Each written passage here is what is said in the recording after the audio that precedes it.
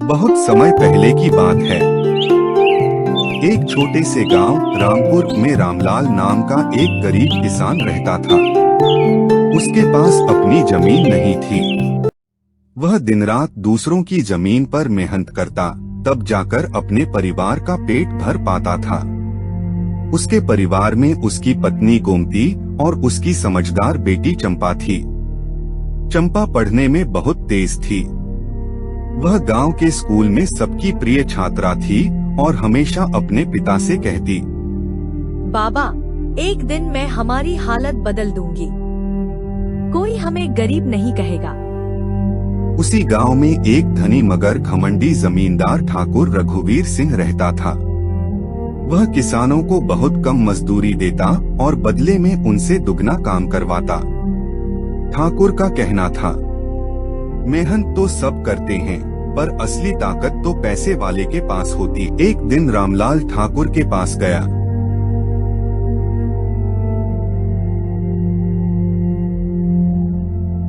मालिक, अगर आप इजाजत दें तो मैं आपकी जमीन पर खेती करना चाहता हूँ। ठीक है रामलाल, लेकिन याद रखना, मैं कोई मुफ्तखोर नहीं। शर्त यह है कि तुम्हें साल भर मेहनत करनी होगी और फसल का 2/3 हिस्सा मेरा रहेगा। तुम्हें सिर्फ 1/3 मिलेगा। रामलाल मजबूरी में मान गया। साल भर उसने बहुत मेहनत की, पर अंत में ठाकुर सारा अच्छा अनाज ले गया। रामलाल के पास फिर कुछ नहीं बचा। वह दुखी होकर घर लौटा। यह देखकर चंपा बोली, बाबा, अगली बार खेत में लूंगी। ठाकुर की चाल मैं समझ गई हूँ। अगले दिन चंपा ठाकुर के हवेली पहुंची। ठाकुर हंसकर बोला, अरे तू तो लड़की है, खेत में क्या करेगी? मालिक, खेती करने के लिए हिम्मत चाहिए और वो मुझ में है। ठीक है लड़की, पर शर्त मेरी होगी।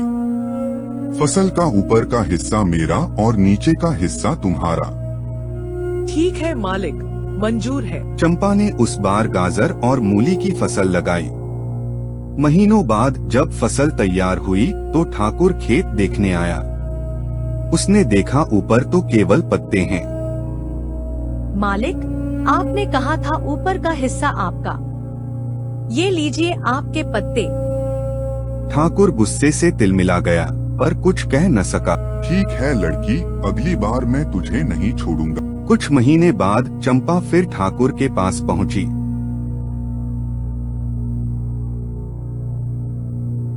मालिक, इस बार भी जमीन चाहिए।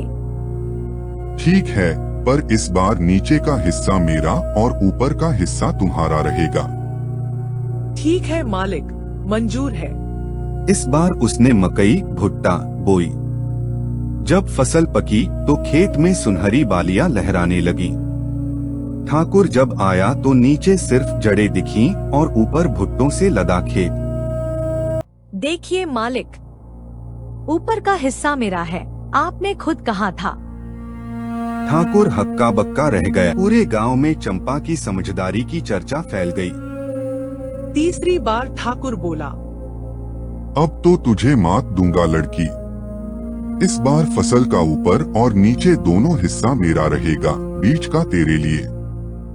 ठीक है मालिक, मंजूर। इस बार उसने गन्ने की खेती की।